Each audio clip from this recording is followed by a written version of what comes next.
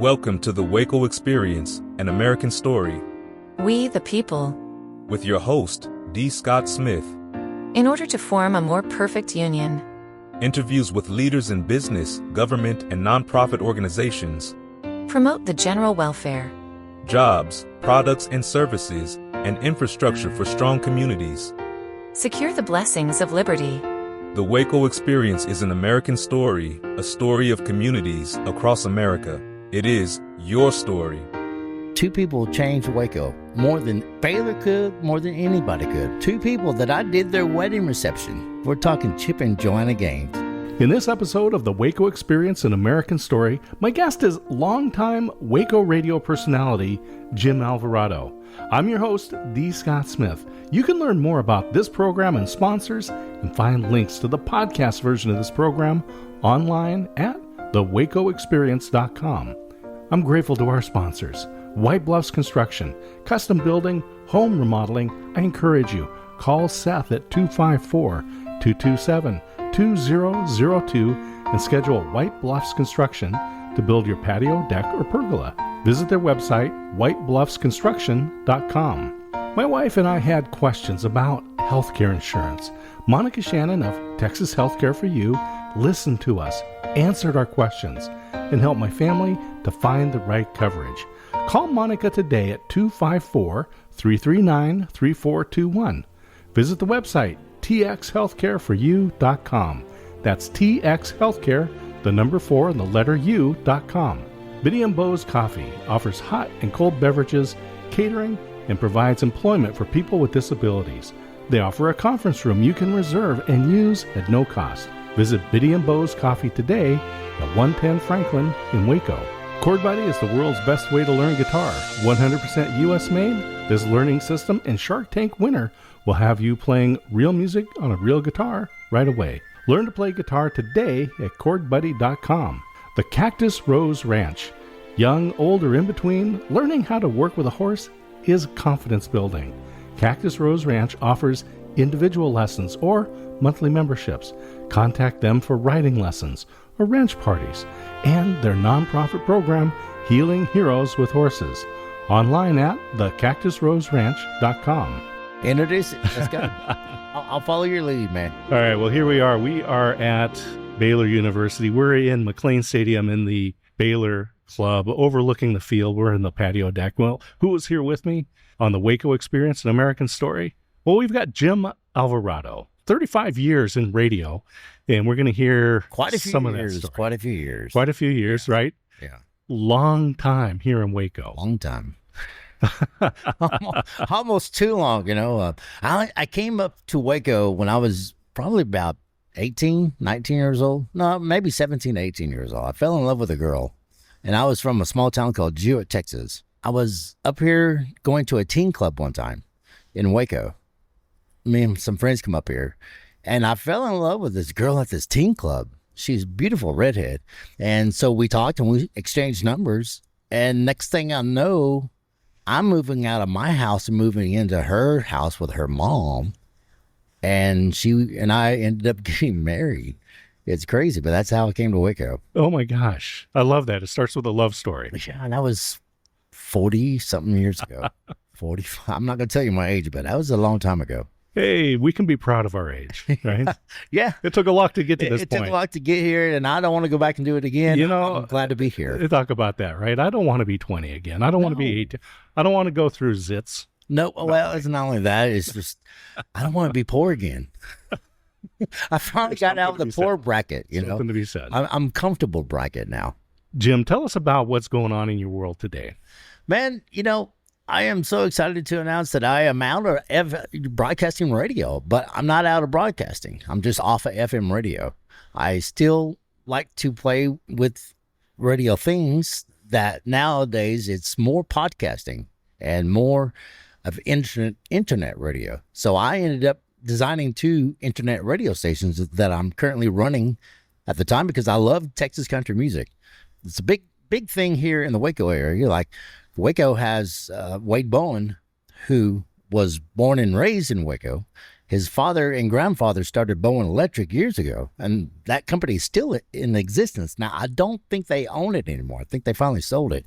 Wade, you would think would go into the electric business with, dad and grandpa, but Wade was a guitar player. He was a singer-songwriter.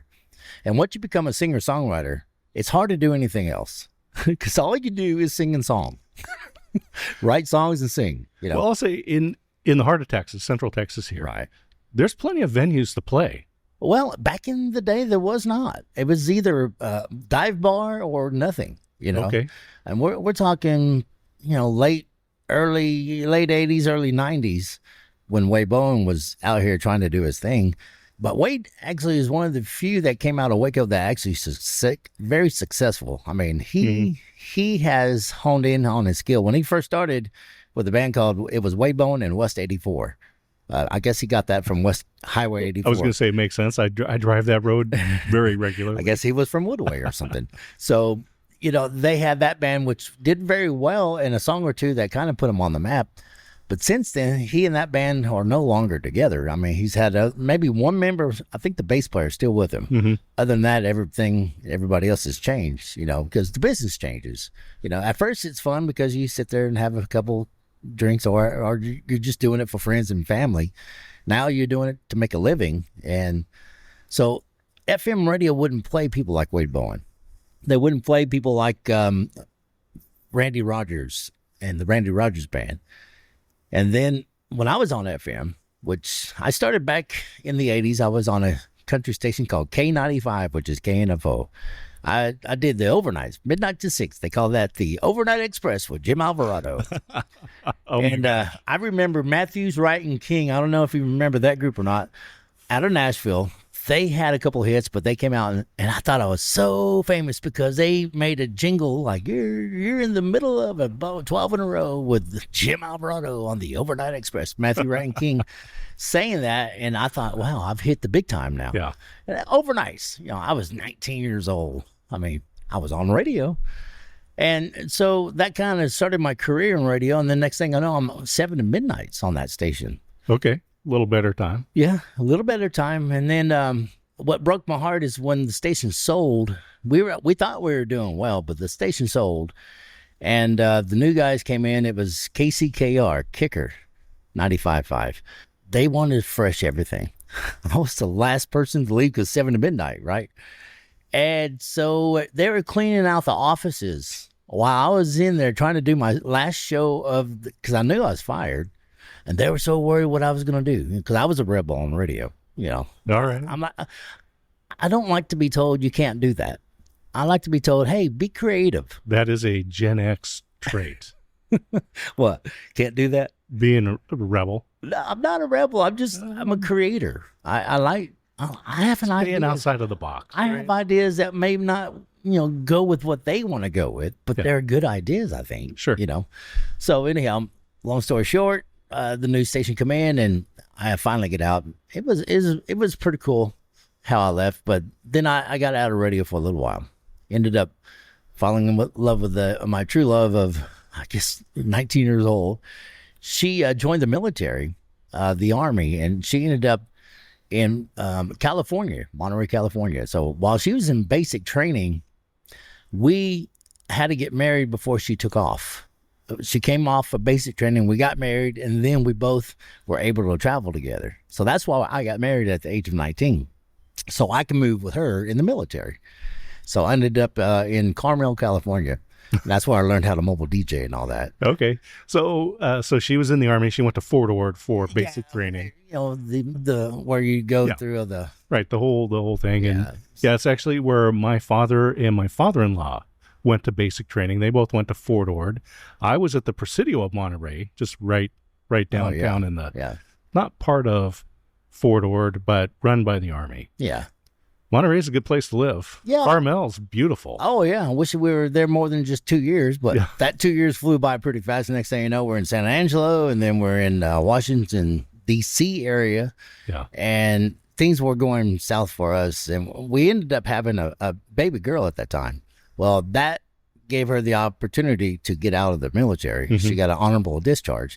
We come back to Waco, and that's where she and I did not see a lot of things eye to eye. She did not want me in a nightclub, which at the time I couldn't get a radio job, so I ended up doing nightclubs. And, one thing led to another. I had like the number one clubs in town. I mean, if you want to, I don't think they have DJs in clubs anymore. Not often. It's bands now, which I'm so for that, Yeah. But one thing led to another, and then I got back into radio when I was in Waco on an oldie station. It was 103.3 or something like that, KWOW. So I did KWOW for a little bit, and it was good times and great oldies. I was the afternoon drive, and I'm like, I love that station because I love all that kind of music, the bebop music. Well, that's how I met my second wife. I was working part-time on the radio Monday through Friday, afternoons. I had time to go work on the weekends at a nightclub. And so she fell in love with me in this nightclub in Waco at Midnight Rodeo. And one thing led to another. We started dating, which is great. But the problem was her mom found out who she was dating, Jim Alvarado from KWOW 103.3. She says, he's too old for you. Oh, my gosh. Because I have a deep voice, right? Yeah. This deep voice has been with me since I was 19 years old. And so she told her mom she was dating me, and her mom was one of my big fans. I didn't know that. She goes, I listen to him all the time. He's like in his 50s, and this was like 30 years ago. She says, Mom, no, he's a young man. No, he's old. Come to find out, I met her, and my wife and I are only 2 years apart now. I mean, we have been forever, but I'm just saying her mom did not realize until she met me that, wow, he's that young. He sounds like he's 60.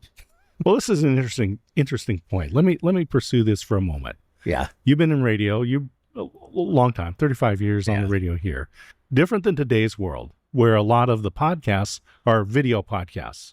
So I know what Joe Rogan looks like, right? So right. I can tune in, I can go to his YouTube channel, I watch him and his guests.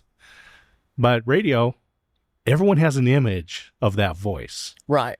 Right. And this is what was happening to you. It was a projection of what you look like. Right. Tell me about some experiences with that. I love being on radio because of that. You don't have to see an image of the person, and people can just have their own image of who you are and what you look like. Mm-hmm. And then when I do broadcasting live, people come up to me all the time. Hey, where's Jim Alvarado at? I'm like, hey. Oh, no, you can't be Jim Alvarado. You're right. not. They're looking for a big guy who's probably about 350 pounds, long, greasy hair, just an old trucker dude, or a biker dude, because I have that raspy, rough voice or something. Yeah. And I'm like, I'm a clean cut guy. A lot of people think I went to Baylor, and I never did. I kind of wanted to, but never got to that point in my career. Right. But anyhow, I had that all the time. People like, you don't look like you sound, which is good, I guess. I have always been fascinated with radio since I was a young boy. And one of the things I liked about it was my dad grew up in the 50s, graduated high school in 1960. And he would talk about the radio programs, and he could work on model airplanes, do, other projects, listen to the stories, but your imagination is creating that image based on the voices that you're hearing, the sound effects that they're using. I feel that it was important to do this show without video because I wanted people to also engage their imagination. When I say, here we are at the Baylor Club. By the way, great view, right? Isn't this incredible? 50-yard line at the McLean Stadium. What a great view, man. Yeah. And then looking out past the scoreboard over the university. I mean, this is a gorgeous spot. And I'll just remind people that we are the WACO Experience, an American story with Jim Alvarado here, 35-year veteran in radio, longtime WACO resident. And you've seen a lot of changes.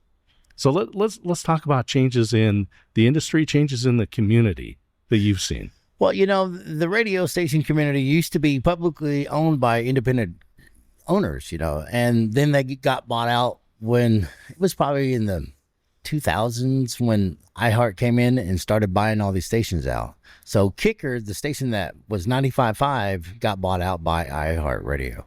At the time, it wasn't iHeart. It had another name, Clear Channel. So they bought these stations up one by one, and next thing you know, they own like all of them. They own Waco 100. They owned 95.5, which is now KBGO. The station I was on is now KBGO. So they also have the Bear 102.5. That used to be a country station called KJ&E back in the day. And I worked part-time on that for a while. I mean, all my radio history was right here in Waco. So if anybody is from Waco, they probably say, I know him. I've listened to him on KJ&E. I've heard him on K95. And I've heard him on Shooter FM 92.9. Oh, yeah, and then I heard him on, it was the Bull 106.7, and then recently, a couple of years, maybe 3 years ago, we turned the Bull into a classic rock station, 106.7 The Eagle, and I was the afternoon drive for the Eagle, and actually, a lot of my ideas are still on the Eagle. I'm the one who created a lot of that sound and those sweepers, and I actually did the morning show for him right before I quit. And just so people understand, there's different segments. We talked about the overnight, Yeah. the late evening, and now drive time. Yeah. That's an ideal spot for an on-air guy. Yeah, you know, they always kept me in the primetime spot for some reason. I don't know why. I guess because I had a way to captivate an audience, whether they wanted me to or not. I was able to bring them in.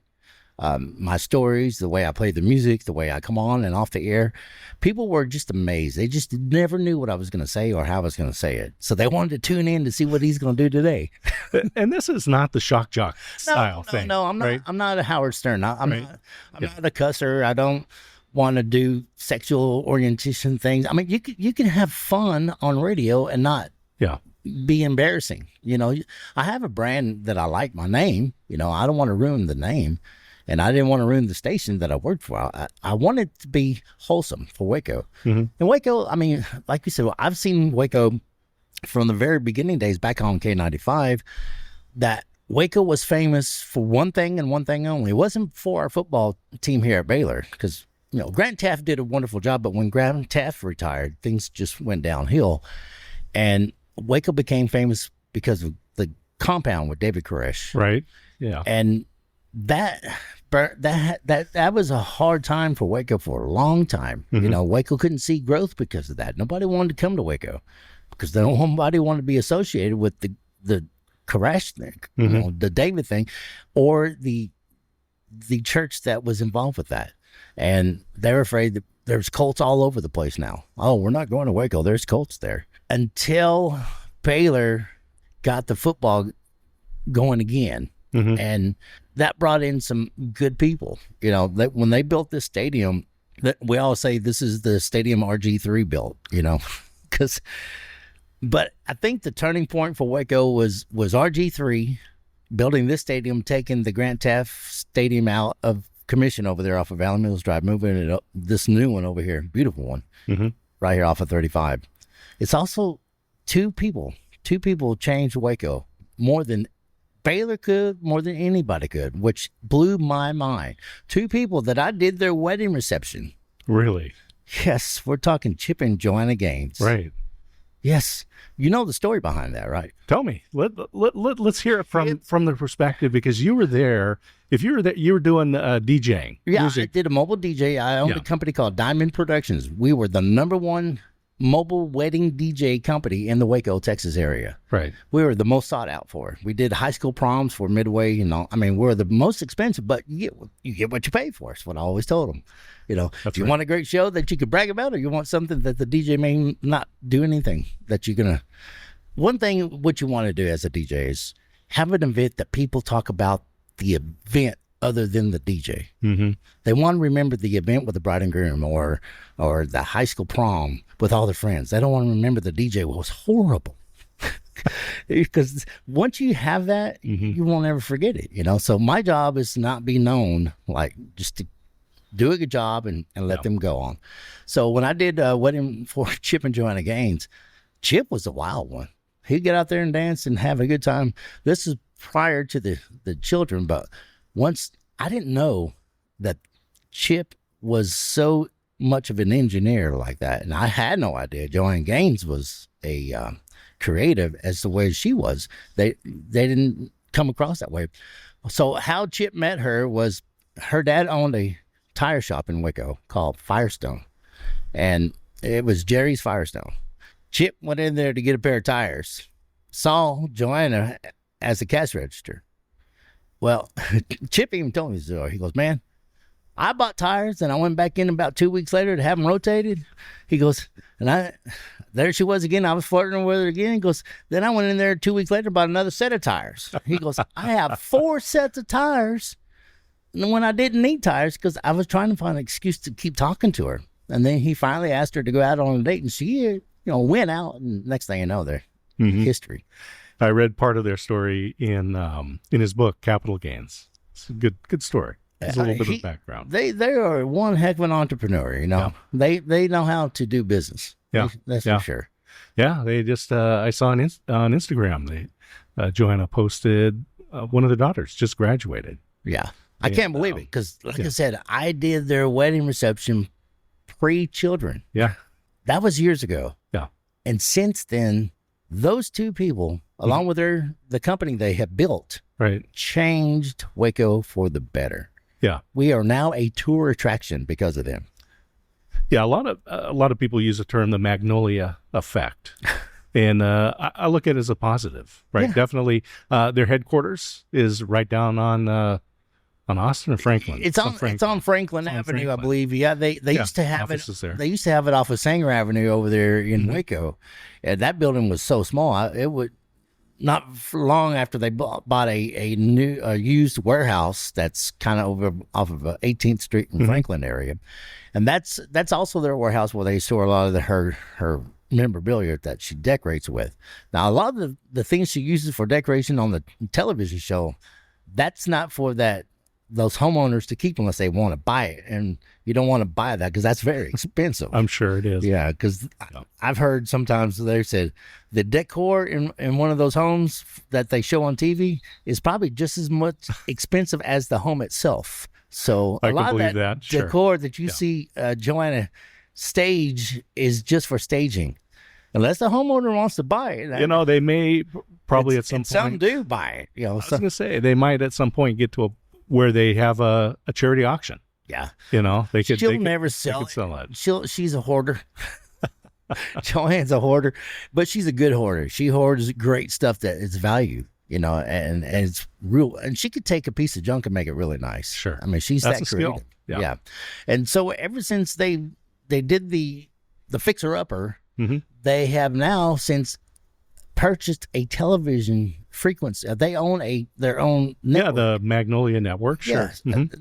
That used to be not the Home Garden. There used to be a DIY. That's what that channel used to be called, DIY Network. They bought that. Sure, and they've populated it with their content. And everything on the Magnolia Network is Joanna and Chip Gaines approved. Yeah. That has to do with something about renovating homes or something.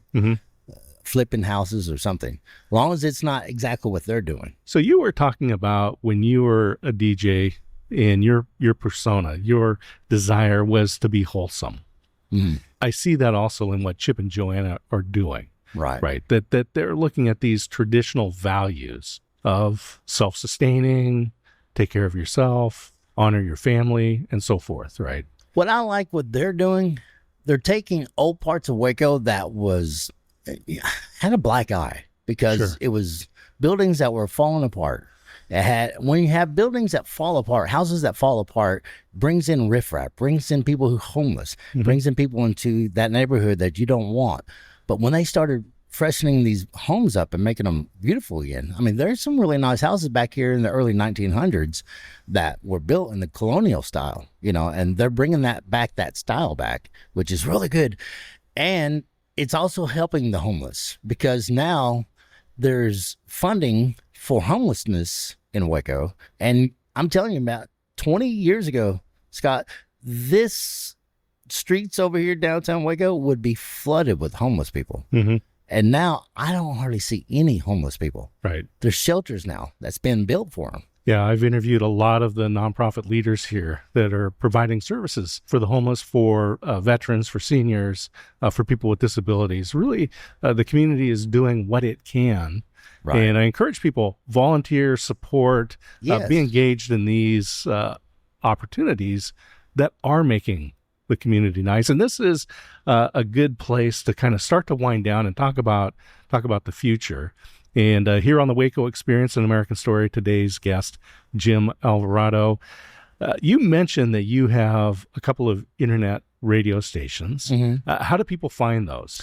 Man, you can go to Live 365. You could go to .com, which is okay, but I prefer to go to the app stores because everyone has iPhones now.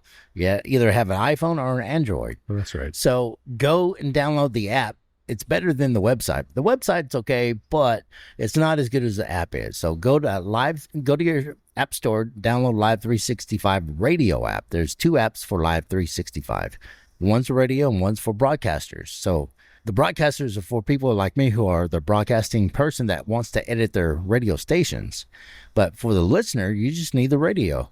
And then once you get that app downloaded to your phone, then you just search for Troubadour Country Radio. You can just type in Troubadour. It'll find it. You save that as your favorite. And then every time you turn on your car, it'll automatically come on once your phone's linked to your car.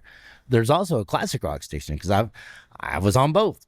Texas country and classic rock. I love them both. I grew up on classic rock. Jackson Brown's one of my favorite. People don't play enough Jackson Brown for me. Cause I love Jackson Brown and the Eagles. God, I can't get enough of the Eagles. Mm-hmm. So I created the Cave, and you could do the same thing. Download KAVE, and it's named after my buddy Pillsbury. It was Avocado and Pillsbury on the Eagle, and so he has a man cave. Pillsbury is the brains behind the Cave because we play music you can't find anymore. It's not available. I mean, a lot of his stuff came off of vinyl that we recorded and made digital for the station. And it's got deep cuts you never heard before. We have been called KLOL out of Houston. That was a big radio station up back in the early days of 70s and 80s. Also, there's one in Dallas-Fort Worth that used to be called the Zoo, KZEW. And we're compared to those two, saying we're just as good, if not better than they are. The guy who owned the FM station just wouldn't believe us. And so that's why we took our station and created our own internet station. And it's doing very well. We have actually had over 1,000 listeners in the last 60 days since we started this. Wow, that's pretty good. Congratulations. Yeah, just in 30 days. So this is maybe a future of the radio. It is the future of radio. Yeah. It won't be long before FM is gone. Mm-hmm. FM is going to be a dinosaur. It's going to be just like cassettes. We left cassettes years ago and 8-tracks years ago. People still want them because they're nostalgic, but no one wants to play them. They don't sound the same. No. Then the CDs came around, which is great, but they get scratched up and all that. So that's why the MP3s and MP4s came on. I don't know where the digital war is going to go after that. Yeah, streaming is the way. Yeah. Streaming is the future of the radio. Jim, thanks for being my guest today. It was an honor. So leave us with some words of inspiration. Stay positive, stay strong, man. Just believe in somebody other than yourself. And always give back. Move forward, don't go backwards. Give back and be kind and courteous to everybody. If you do that, good things happen to you. Right when you don't think they will, it will. So pay it forward. The Waco Experience, an American Story, is a production of D. Scott Smith Company, all rights reserved. Thank you for listening.